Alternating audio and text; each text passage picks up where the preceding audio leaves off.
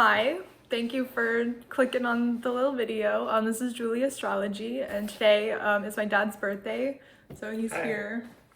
I wanted to give him a little birth chart reading, So just before you start, I want you to know I'm dressed for the occasion because I got my socks with the moons on this side. It's all moons, you can see that. And this one is stars. Oh my gosh, So I love that. I'm dressed for the occasion, and that's my surprise for Lauren. She did not know that. I did not know that. I didn't even know you had those socks. That's Yep. so cute. Okay, so do you want to start with the questions or do you want to start with the... Why don't we start with the birth chart, because that's... Okay, well, you guys don't know this, but obviously he knows this. We were talking about this last night, but so I have your birth chart. I have your time at 8:03 p.m. On March 26th. So that's, I think, when I first started looking into astrology, it was like March 2021, and then when your birthday came along, I think I texted you asking what time it was because I was still like embarrassed. I didn't want to say like I'm into astrology now, so I want to look at your birth chart, but I was just like, it's his birthday, I'm gonna ask him if he knows the time he was born. So I have 8:03 in my records, but when I typed that in, the ascendant was on 0 degrees Scorpio, and the degree of the ascendant changes every 4 minutes. So there's a chance that he could be a Libra rising, a chance he could be a Scorpio rising. So we're gonna start with the Scorpio rising chart, which is the little one in red. This is because I feel like you're probably more likely a Scorpio rising, so I did the other one on yellow. But with this one, what I think is super interesting is... I think it's interesting you picked red and yellow for your little Post-its. Yeah. Oh, I know why. Yeah, I wonder if you can guess. So let's just start with the sun, moon, rising, or the big three. So you have your sun is over here in Aries in the 6th house. Your moon is over here in Sagittarius in the 2nd house, and then obviously the rising sign is the 1st house. So especially if you use whole sign houses, there's different house systems where like the ascendant becomes the degree of the first, like the beginning of the 1st house. And so like for your chart, it wouldn't really change that much, but like for me, my ascendant is at 20 degrees of Aquarius, so that would shift everything before that in the 1st house would move to the 12th house. So yeah, that doesn't really change much here though. So let's get into it. So if you have Scorpio rising, you have Neptune retrograde in the 1st house. Neptune is the planet of like disillusion of boundaries. In the book, that's why I kind of wanted you to read it, but she talks a lot about like alcoholism and sobriety and stuff. But I think she mentions that Neptune is like often a planet associated with like alcoholism and drugs because it's about like disillusion of boundaries, but also like illusions and like things that are just separate from reality. Like when I think of Neptune, I think of movies sometimes because it's like or pictures are also Neptunian. I think Neptune was discovered around the same time as like the camera was invented, I think. Don't quote me on that. But it's like it's an image, but it's not real. It looks real, but it's not real. So that's kind of like you can yeah, I think like a lot of people use like drugs and alcohol as like an escape from reality because it like feels real, but it's not totally real. So I feel like having that in your 1st house makes sense for like having, you know, alcoholism and stuff. And then another thing is Jupiter. Neptune is the they didn't have traditional rulerships because they didn't like know about it. But after the invention of the telescope and we discovered Uranus, Neptune, and Pluto, we gave them a sign rulership. So Neptune was associated with Pisces, which again is about like disillusion of boundaries. Pisces is the last sign of the zodiac, so it starts with Aries and moves around. And Jupiter is traditionally the ruler of Pisces, and you have Jupiter at 0 degrees of Pisces, and Scorpio at 0, like your rising is 0 degrees Scorpio. So 0 degrees is like the most intense degree of the sign too. Like 0 and 29 are both like really like intense points, but like because it's the 1st and last degree. And so you have Jupiter, the ruler of Pisces, trine your ascendant, and I have Venus trine my ascendant. So like Venus is the ruler of like music, stringed instruments. Huh, so that's and that's trine my ascendant. So I'm like, that makes a lot of sense. I could definitely see you having Jupiter trine your ascendant. And then Pisces is your 5th house. 5th house deals with like children and creativity and stuff. So like you have Jupiter, Chiron, Mars, and Mercury all in your 5th house. So children seem to be important to you. Would you say that makes sense? That makes a lot of sense. I've always wanted children, and I love that for you. yeah, I love that for you. Yeah, and then I'm just thinking right now, the 6th house, you have your sun in Aries in the 6th house, and so the 6th house is like, oh, I'm gonna just say this while we're on the ascendant. The ruler of Scorpio traditionally would be Mars, and you have Mars in Pisces too, so that's like the ruler of your ascendant in the 5th house, so that makes sense. And then let's see.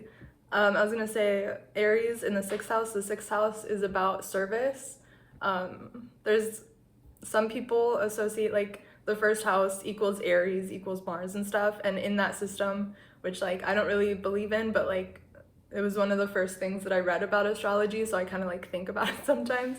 So the 6th house would be Virgo, and Virgo is also about service. So like, I don't know. I don't want to like say that service is important to you, but like, do you want to talk about it or? Service is important to me. For anybody that, well, I'm sure none of you know, Lauren did grow up with an alcoholic dad her whole life until she was 20, and I've been sober for over 8.5 years now. And Almost 9. no, almost. Okay, You're 8.5. Practically 10. Yeah. But no, there's no fronts. It's day by day, one day at a time, and it's been 3,200 and a couple of days, so that's a lot of days in a row without a drink. And obviously an active alcoholic doesn't like to be of much service because it gets in the way of the drinking when you have commitments and you know, if you have commitments and you're supposed to, people expect you to be somewhere at a certain time to do something, and you're getting your drink on instead, and it just kind of gets in the way if you're of service. And when I started in Alcoholics Anonymous and got sober on June 19th of 2015, they started giving me commitments, which meant I had to be there every week, and got to. Now I get to. Had to. Then I had to. Now I get to. And I started getting commitments, and I would show up to places with my sponsor, and lo and behold, I'd leave there because he would sign me up for another commitment. And I'm like, you know, I started being of service and started being less selfish and helping others more. And, you know, the more I started being helpful and being of service, the more I liked it and the more I felt better in myself. And there's a line in the big book of Alcoholics Anonymous says, if you want to get the way you can build self-esteem is by doing esteemable acts. And when I'm thinking of other people and helping their needs and you know, even my first commitment was just, they call it a greeter, where I would just open the door and greet people as they come into the meetings. And of course, I didn't know any of them, but that's how I got to learn people's names and started getting, and then people, more importantly, people got to know me. And, you know,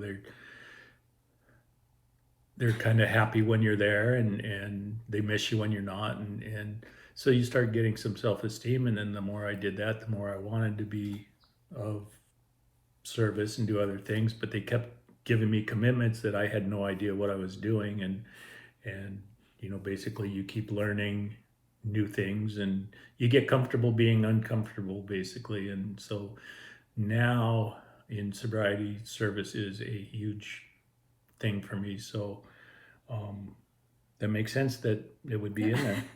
Yeah, sun in the 6th house. Okay. Sun in the 6th house, yes. So let's look at if you have your Libra rising. So I put the time at 8:01 just in case, just because clocks can be off, you don't know. So the nurse could have been drunk and wrote the wrong time. Exactly. So, hypothetically, if you were born with Libra rising, I have 29 degrees Libra. That would give you, you have your sun in the seventh house. The seventh house, so basically, when the sun's rising, it's on the horizon, and that is where the first house starts, and that represents you. And then as the sun like rises, it goes to the 10th house, and the 10th house is like the highest point in the sky, and that becomes like it represents the highest point that you achieve in life. And then as the sun sets and like goes down over the horizon, that represents like the seventh house and the other. So like seventh house is about relationships and like other people. It can be like romantic relationships, like marriage. It can be I think enemies sometimes falls. There's some debate about like sixth or seventh house, because hidden enemies is 12th house. So you'd think like known enemies might be like sixth house, which is opposite, but I feel like it's more seventh house, like because it's adversarial. It's like you against another person, which is the seventh house. So it could be like good things, like good romantic relationships. It could be like enemies, adversaries too. It could be like business partners, like anyone you sign a contract with, I think is like seventh house. As long as you're equal. If you're like their boss, then they would be like a sixth house person, and if they're your boss, they'd be a 10th house person. But like if you're like equal partners, that's a seventh house relationship. So you'd have your sun and the ruler of your ascendant both in the house of relationships, and then your moon is in the second house with Scorpio rising, which is like money. I feel like you just always have like cash, and there's always money everywhere. But if you have your moon Libra rising, your moon would be in the third house. Third house is about like it's your like everyday kind of like places that you visit every day. So like third house is short distance travel, and like the opposite house is ninth house would be long distance travel. And so that can mean different things for different people. Like I had a teacher or a professor when I was in Davis who would she lived I forget what, I think it was Southern California, and then she would fly up on Tuesdays and teach at Davis, and then she had another class on Thursday, and after Thursday she would fly home. Oh, wow. And so that's like her kind of like her commute to work is like flying. And there's like other people in other countries who's like their short distance is like international travel. But like so for us it's like in California that we don't really like have that. But anyway, that was just a little lesson there. So I don't know, do you feel like your moon is more like second house? Second house is also, it's not just money, it's also like food, it's also like our values and morals and stuff. And then like what else? Third house is also communication. I think of like cars and like phones and stuff as like third house.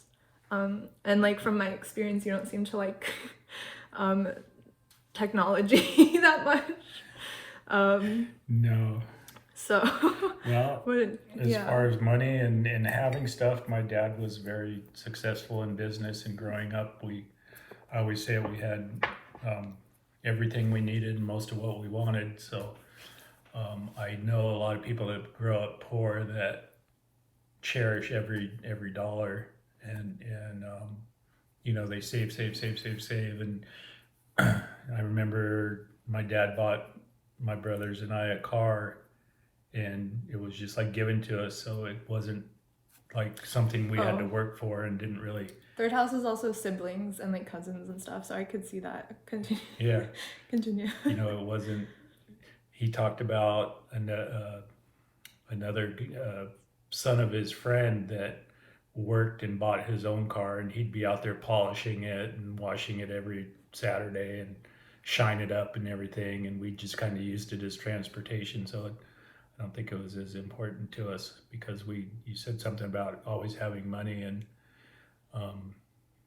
you know, as a drinker, you spend a lot of that money on alcohol and stuff like that. So we did have some very lean times where we'd get disconnect notices on the door, and you'd have to run to the utility company and scrape together some money and pay it off. But when you stop spending all that money on alcohol, then you get to spend it on fun things. And so I try to give my daughters a little more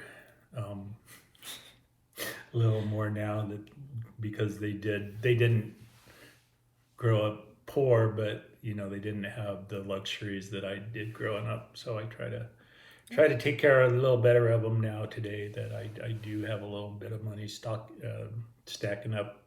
Like I say, now that you're not spending it all, Yeah. because then alcohol adds up. I just Quite a know, bit. like you always had cash.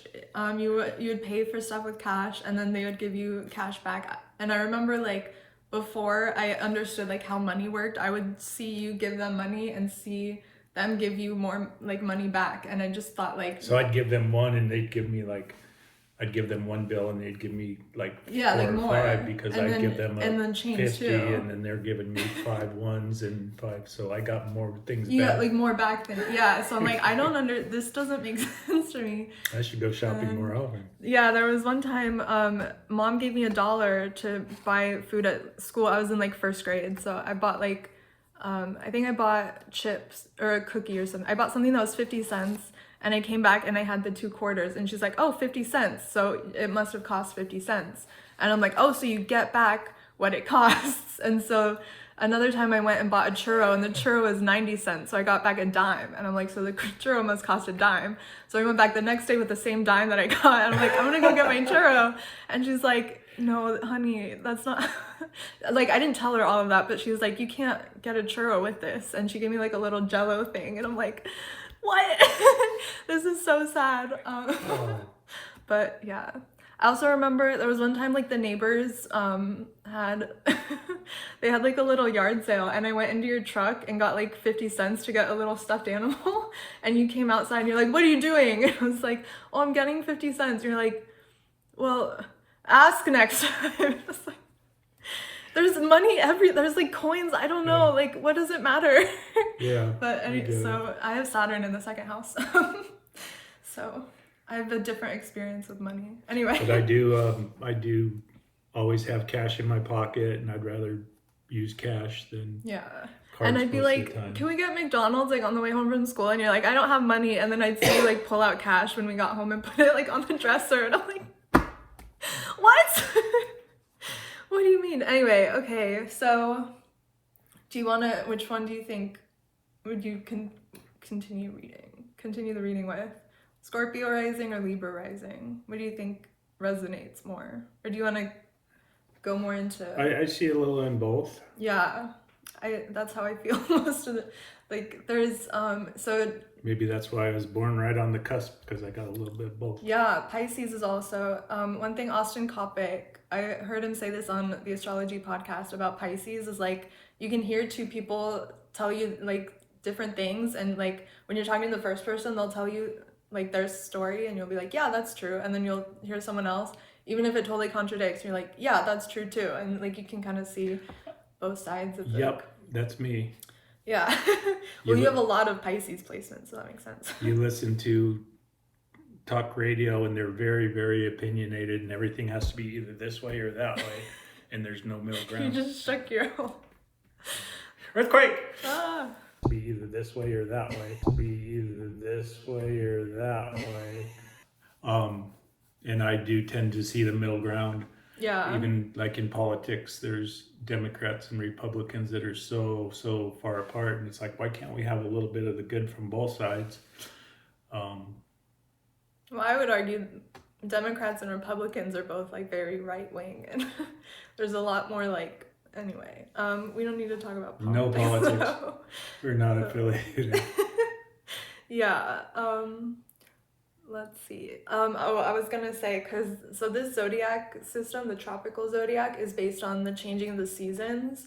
So like Aries would be the beginning of spring, and then Libra is the beginning of fall, and like every sign correlates with like a section of a season. And they're also cardinal, fixed, and mutable signs. So cardinal is the beginning of the season, fixed is like the middle of the season, where you're like, you know, if you're looking at like a textbook for another language and it's like spring, and it like that's Taurus season, that's like fixed, that's fixed earth, but that's like the middle of spring, like fixed spring. And then mutable is like when it's changing into the next season. So like cardinal signs, like cardinal fire, especially Aries, because Aries is the first season, it's cardinal, so it's like it likes to initiate things. And this is something I remember mom saying about you. She's like, you like to start a lot of things and then you don't finish them and you leave me with all the like paperwork and stuff. And she's like, you just initiate all these things and then give up on them or like something like that. So, and then I don't. That's a highly alcoholic trait. There's a lot of alcoholics. We have these grand ideas and everything, and then you get started, and then you get thirsty, and then Yeah. or you're drinking while you're starting it, and then you're drunk by the time you're halfway through, and so you don't finish a lot of things. Yeah. But I was thinking what you said about me being kind of middle of the road and seeing both sides, and you asked which chart to read, and I said I saw some of both. Yeah. So I guess that's really that's very true, isn't it? Yeah. But what I was saying, so that's the tropical zodiac is based on the seasons, and then there's another. It's called, I think it's sidereal. I'm not sure if that's the right Dumber pronunciation. The sidereal zodiac. It's based on the constellations and where. So like, so the tropical zodiac, Aries season starts like the first day of spring. But for sidereal zodiac, Aries season starts when the sun passes the constellation of Aries in the sky. And so those are separate. Those used to be the same, but now they've separated a little bit. And so this is just one of the zodiac systems. I see both sides of that. Yeah. And so that's one thing. I'm looking at my chart in like both this one and the sidereal, and I'm like, I can kind of see both. But I mean, that's my Saturn in Pisces. But in sidereal, it's Saturn in Aquarius. But I have Capricorn rising, which is ruled by Saturn, and Saturn in Aquarius, or I'm an Aquarius rising and then Saturn in Pisces. So I have a lot of Aquarius energy either way. So that's, yeah. I just keep coming back to, I'm like, well, like this is still true either way. So it's like I can kind of see both. So anyway, I guess if we keep going, we'll do the Scorpio rising chart. Okay.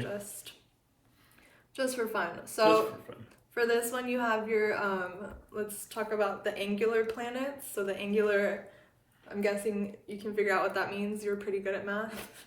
So like 90 degrees from the ascendant and then like 180. So so the first, 4th, 7th, and 10th house are like the most powerful houses, they say, because like when you get to know someone new, you want to know like, who are they? Are they dating someone? What do they do? Where do they live? Like those are like the main. So that's, yeah, the first house is who are you? 4th house is like your living situation. 7th house is relationships. 10th house is like business or like That's like the first things I ask somebody. Yeah. What do you do? And most people, yeah. So do you have siblings? And that's one of my first questions. siblings, that's the 3rd house. So that makes, I'm thinking moon in 3rd house makes a lot of sense now, but because I When you forgot asked about the relationships there, that's yeah. So I kind of, if you have an empty 7th house, let's see, then it would be ruled by Venus in Aries too. So that'd be, the ruler of your 7th would be in the 6th. So that kind of like, that gives me the vibes that like relationships are kind of like a job. Like relationships are kind of difficult or stressful. I'm not really good at them. See, this would be, this makes me think, okay, because the sun is exalted in Aries and then Venus is in detriment, or Chris Brennan calls it antithesis. He says it's a better translation for the word, the like Greek word. But so Venus rules Libra, so in the opposite sign to Libra, it's like not as, I don't remember like the metaphor they use, right? But it's like, so if a planet's in a sign that it rules, it's kind of like being in its own house, and like it knows where all the spoons are and it knows how to work the shower and everything. And then like imagine going to like your enemy's house and like having to ask them like, how do you use your shower? So like that's kind of how I feel about planets in antithesis. But then Aries is exalted. So when I heard this metaphor recently, someone's like, an exalted planet, a planet in a sign it rules would be like going to a bar or like a restaurant that like you're the owner of or that you frequent very often, that you're a regular of. So like you walk in, everyone knows you, everyone knows your order. But then a planet in exaltation would be like, say you're like away for a while and you come back home and go to your hometown bar and everyone's like, hey, and like buying you shots all night and stuff. I don't know if you can imagine what that would be like. What would that be like? So that's like the kind of the Did difference. people do more than one? I guess Shots so. all night. Oh. I don't know. I can't imagine, but yeah, that's kind of the difference between. Shots just aren't just for breakfast anymore. Who knew? What would you? Where do you go after shots? Like if you have shots for breakfast, I feel like you have to like increase the intensity, and like it's alright. Like you gotta start with like the weaker stuff, and then work up to I don't know you. You just weren't thinking about it right. I think I could teach you. No, let's not. Let's not. But okay. Anyway, so let's talk about Perfectly happy not drinking today. yeah, the fourth house. So the fourth house is like the lowest point of the sky, and like there's like the myth that the sun would like rise every day and then like die and go under. Go sleep. Like go to the underworld and like battle some like demon and then like come out victorious every morning, and then that was like a daily cycle. So that's a lot of work. It sounds like a lot of work. But the fourth house would be at the very lowest point of that cycle, and so it's like kind of hidden. And there's the IC, which is the opposite to the MC, which is the highest point, so the lowest point in the chart. So it's like the most secretive, and then it represents like your home. I think it also represents like the mother. There's a debate between fourth house and 10th house being like mother and father, and it's like I don't know. I've heard I think it depends on the person, but there are some people who are like, yeah, the fourth house is always the mother, the 10th house is always no, I think it's opposite. Fourth house is always the father, 10th house is always the mother. I'm like I kind of see both sides. I kind of see both sides too, so but because well the reasoning they gave was because like like who gave birth to somebody, but like the father could be a secret, so like you might not know who the biological dad is, but you definitely know who the biological mom is. But I'm like, there are people who like are born to teen moms who like they go away and like have birth in secret and then pretend that that's their sister and the grandma is their mom. So like there are some cases where like people don't know who their real biological mother is. So it's like you can't just say yeah. So you can't always just say it's always gonna be this way. Anyway, do you want to ask any questions? Because I was just gonna talk about the fourth house. You have Saturn in Aquarius. Saturn is the ruler of Aquarius.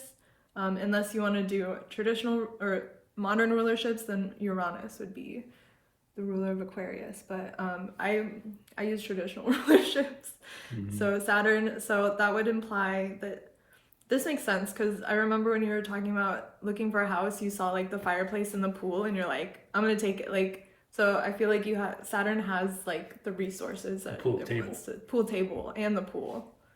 There's the fireplace, the pool table, and the pool. Yeah. And you're like, yes, I want all of that. So that makes a lot of sense to me that you would have like the ruler of the sign, the ruling planet of the sign in that house. I know what I like.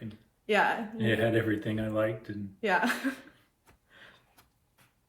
But yeah, that was pretty much all I was gonna say about that. And then I guess we'll do 10th house because I mentioned that too, the angles. So you have Leo 10th house. To me, Leo 10th house is like actors, because like Leo is ruled by the sun. Is the only sign ruled by the sun, and the sun is always like emitting light and like it wants to be seen. Or like it's gonna be seen whether you want to see it or not, you know? So that, it makes me think of actors. And then you have... Not that guy on Benchwarmers, he wouldn't go in the sun. Oh yeah, I haven't seen that movie in a while, but I do either. remember he was like afraid of the sun. Didn't he eat sunscreen? I think so. I was thinking he like put it in his nose or something. Oh, they picked they're scratching their brain. Anyway, I'm combining jokes from the movie, I don't even know. But okay, yeah, because it's huge. Yeah. Leo 10th house is ruled by your sun in the 6th house. So that's another. So like you're known in your community for like your service. So that seems to make sense to me. Yes, am known for service Yeah. in my home group, and Yeah. I get calls all the time when somebody has a question or something. They always come to me, so Yeah. that's very, very true. Yeah. All right. Well, that's about all.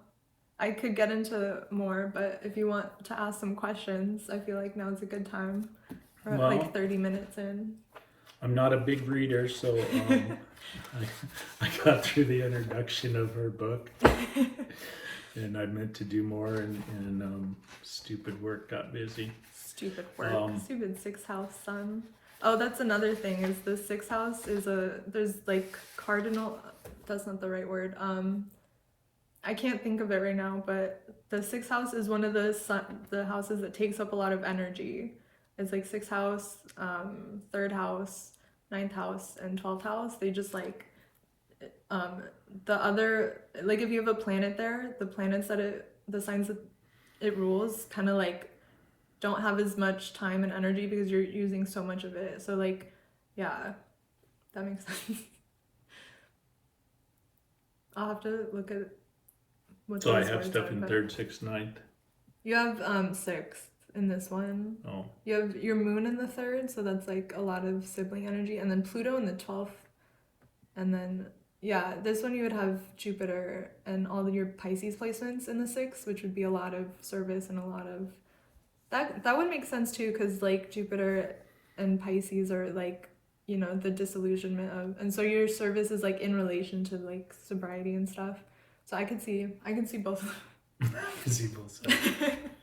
So anyway, you can continue. So the part I read is called "Stars Are Not to Blame," and you kind of touched on it the other day. So how much it is fate due to when and where I was born, and how much is free will? Because what I was reading in here is that people will see their chart or something like that, and it sees they're going into a bad period, and then they'll just accept that, well, it's going to be a bad period, so I'm going to be miserable. Yeah. And you know, the flip side of that is you could see the chart saying that you're going to be going into a bad time, and put all your power into being happy. Yeah. And trying to be positive. Yeah, like try to make sure you have like a support system set up before the period starts. Stuff like that. Was that a question? Well, I was curious on your thought. Just how much is? Yeah, how much do you think is predetermined for our lives, and how much can we change it, and how do we change it? Yeah, so I think of the planets, I think of it as like potential energy, and like if you know what's coming, you can kind of like think of, okay, like Saturn square Mars, that's gonna be challenging, but like I can use that to my benefit. Like Austin Coppock was talking about, like there's a Saturn Mars square coming up. He's like, I'm gonna just go and write my book, and you know what? His book still isn't out. Where is it, Austin? Anyway. And then the baby's coming. And now the baby's coming. My dad Get doesn't. that book done. You can tell how much I complain about it, but anyway, forgot what I was talking about now. Yeah, fate and free will, and then I said, yeah, I think it's just like energy. So you can, Austin Coppock writing the book. Okay, yeah, that's basically it. Just like look at what's coming up and be like, how can I use this to my advantage? How can I like gain from this instead of being a victim of Like this? it says here, Neptune has totally ruined my life, or Saturn destroyed my marriage. Yeah. So, but it says we can't blame the stars for everything. Yeah, you are still the pilot, is what it finishes Yeah. in big letters. Yeah. It's kind of like the other book I read has squiggly writing. It means it's important. Squiggly writing. Yeah. Some people call it italics, but Some people. I like the guy on the podcast that calls it squiggly writing, so I always call it squiggly writing. I love that for you. So kind of where I was going with that was what's predetermined and what's not is like addiction or alcoholism or anything. Does that have anything to do with when I was born? I mean, I don't think so, I guess. Yeah. I would say. I don't think so either, because people are born every day Yeah. that could be alcoholic. Yeah, I think it's like a response to capitalism, but like, I think, yeah, so the energies that are in your chart, like where the planets were when you were born, I feel like that might just be like if you're having trouble in life, you might be more easily, like it might be easier for you to like turn to like alcohol because like a trine, so you have Jupiter trine your ascendant no matter where it is, um like if you use this chart and you use whole sign houses, then technically they don't make an aspect, but they make a degree based aspect either way, which other house systems like Placidus, that would still count.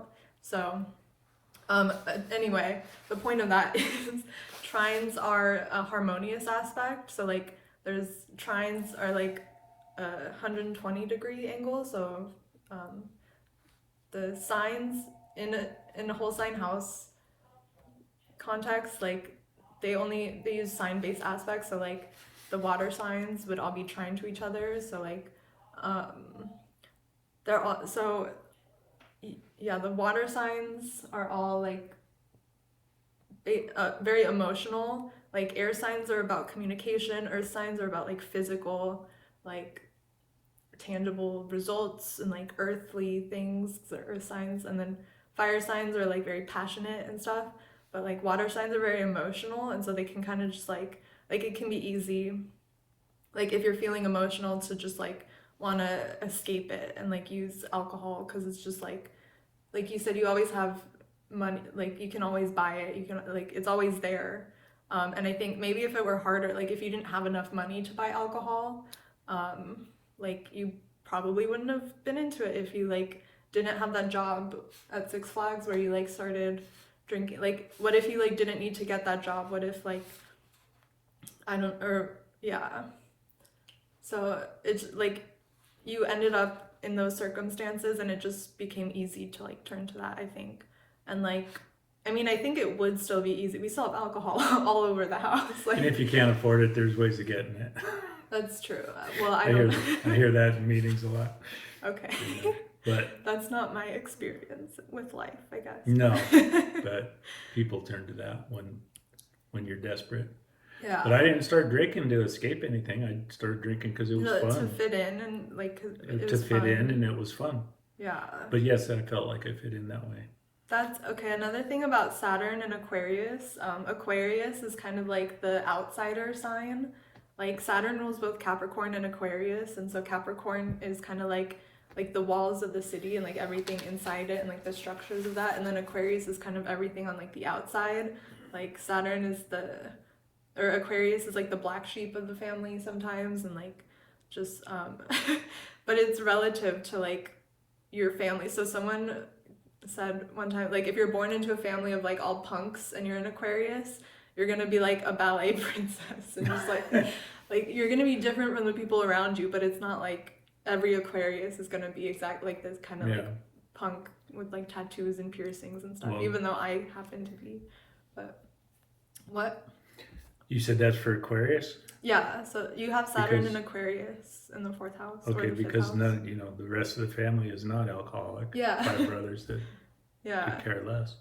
You say that a lot. I'm like, where did that come from? The other thing I notice a lot from hearing other alcoholics talk in meetings is we seem to be people pleasers.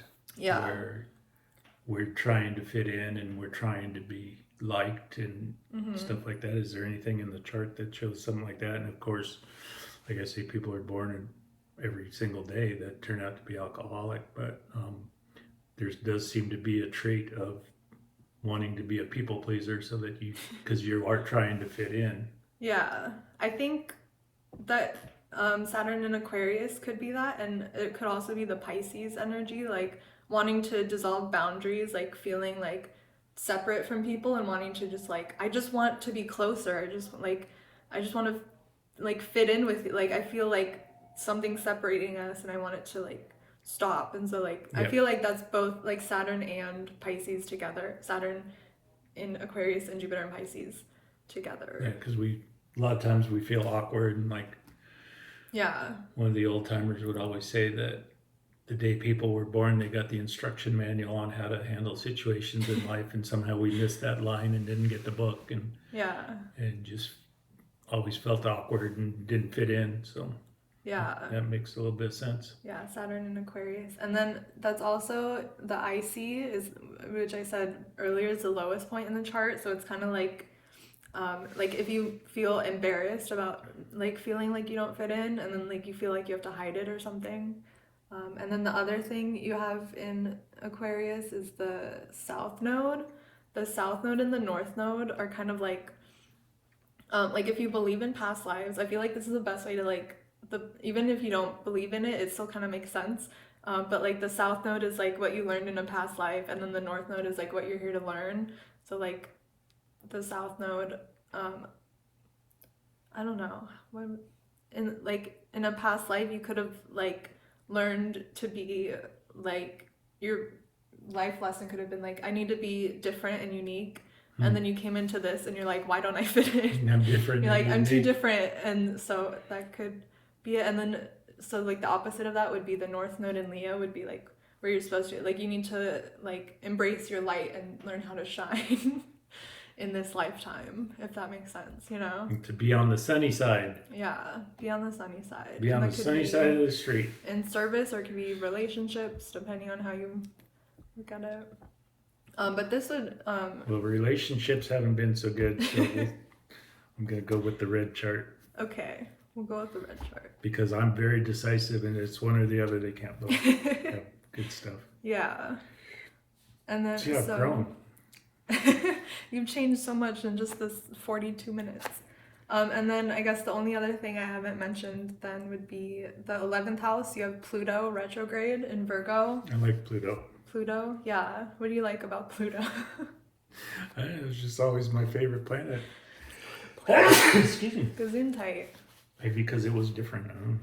'Cause it's I felt different. it was like the underdog. It was so small and so far away. Yeah. I like it has a cute little heart. Yeah. But yeah, Pluto, you have Pluto retrograde, so Pluto is in the same sign for like 20 years, so like everyone around, like, I think it's like the generations kind of change when Pluto changes signs, which is interesting. So like millennial, like I was born right before Pluto left Scorpio, and then that's where like the cutoff for millennial to like Gen Z, Gen Z is. So, and then It's like all those baby boomers that think they know everything, and you just gotta tell them, okay, boomer. okay, boomer, exactly. So Pluto and Leo, or Pluto and Virgo is the same for like everyone in your generation, but you have Pluto retrograde. So retrograde planets, I'm sure you know, you were an astronomy buff, but for anyone who doesn't know, they appear to be going backwards in the sky, but I mean, Pluto's too far away for us to see anyway, so we wouldn't be able to see it going backwards. But yeah, it's like retrograde planets are usually more internalized. So like, and then Virgo, as I said earlier, is about service. So that's another aspect of that in your chart. So that's interesting. But I have my sun right around there. So I feel like, and mom has a really interesting conjunction. She has Mars, Pluto, and Uranus all conjunct my sun. So that's fun. But anyway. So what's that mean? So if you look at synastry charts, which is like two charts, like I would put your chart and then put my chart, like my planets on the outside. So my sun would be like right there, and like my sun would light up your Pluto, and then mom's other conjunction. So like, I feel like maybe there was like some sort of darkness. Like you've seen Hades Town. I made him watch Hades Town. I got to. He got to. So you know, like Pluto's the king of the underworld and stuff. And then I feel like somehow I lit up some kind of darkness. Somehow. I don't want to project onto you don't have to talk about it more, but this is the 11th house. 11th house is about like groups, like with shared So you interests. put light on my. I put light on your Pluto, and I also have my Chiron there and Mercury. So there's some other stuff in there too. Because you did light up my life. Thank you. But I feel like I lit up Mom's like Mars, Uranus, and Pluto all together. Like Mars, the planet of war, Pluto, the god of the underworld. No. And then Uranus is like big sudden changes, and it's just like boom, and I just like yeah. I feel like that's why I have that feeling, like we have that relationship that we have. But anyway, yeah, you have that in your 11th house, so that's like 11th house is groups with a common goal. So I feel like AA is like a pretty good representation. That's a group of that. with a common like, goal. Pluto is very transformative. Again, I forgot the way Austin Coppock said it's like transformation, but like there's another caveat to it. But transformation with groups, and it's kind of like an internal transformation too because it's retrograde. Yes. So does that make sense? That makes a lot of sense. Is there anything else that we should talk about? Do you want to talk about, you have Mercury and Mars and Chiron and Pisces. I've mostly focused on the Jupiter, but I'll just go over it. So Chiron, he's a centaur, and he was like Hercules' teacher, and Hercules is his favorite student. His name's actually Heracles. I don't know if you know that. Not in the movie. Heracles. No, the Disney movie's obviously the correct source. So. Gus? No. Huh? Gus? Gus. Who's his teacher in the movie? Oh, Phil. Phil. Philoctetes. Yeah. But yeah, I guess. Every mile will be worth the while. Yes. So Chiron he's a centaur, so he's like half horse instead of a satyr, like in Hercules. And Hercules is his favorite student, but there's like an accident. He has an arrow dipped in poison, and he shoots Chiron with it on accident. I forgot the exact circumstances, but the point is, he's shot with a poison arrow. He's immortal, so he can't die, but he has this like wound that he can't heal. And so Chiron is the wounded healer, so it's like our deepest wound, but also like how we heal. And then Mars is the god of war, but it's also like I don't want to give just like one negative trait, just be like the god of war and move on. Be like that's all Mars is. So it's also like our ambition, like our motivation. Mars, it also makes sense. I was thinking earlier, you have Scorpio rising, and then Mars is your ruling planet, and you were like an athlete in high school. Do you want to talk about all your accomplishments? About my no-hitter. People know. I pitched the only no-hitter for Mammoth High School, and I scored the game-winning touchdown for Alamany freshman football team. Picked up a fumble, 69 yards, touchdown.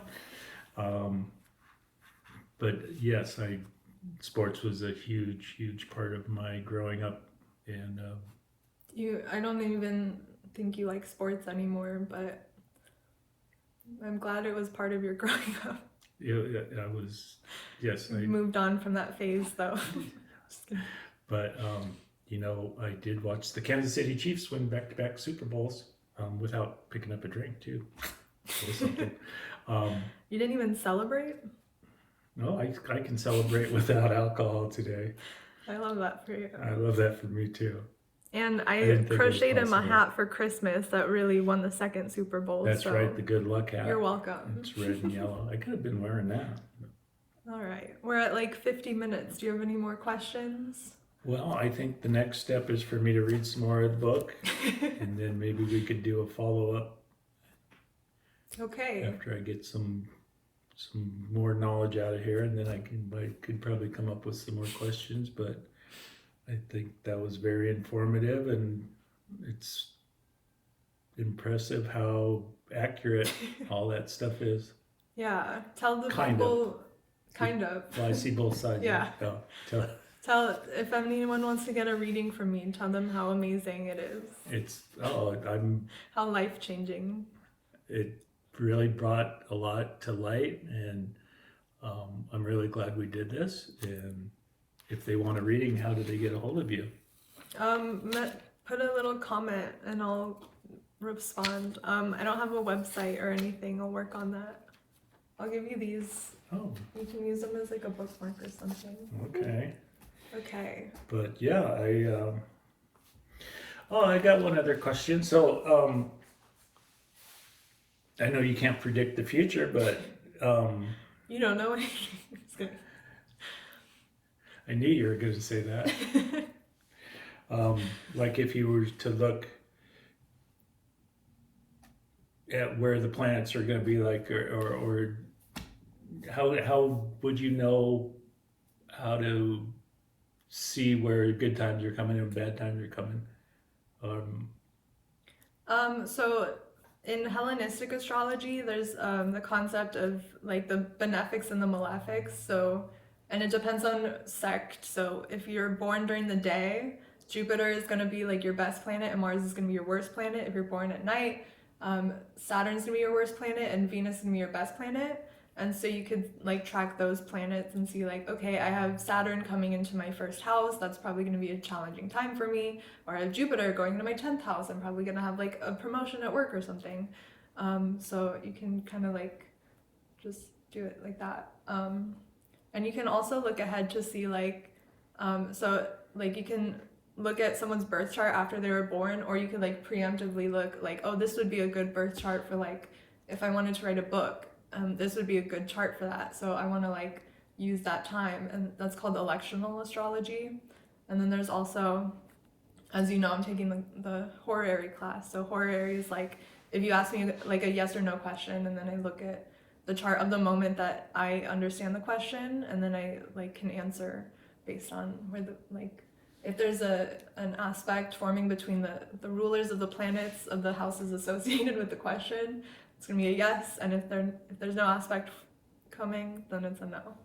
So it's pretty basic actually once you learn about it. I feel like it's really easy.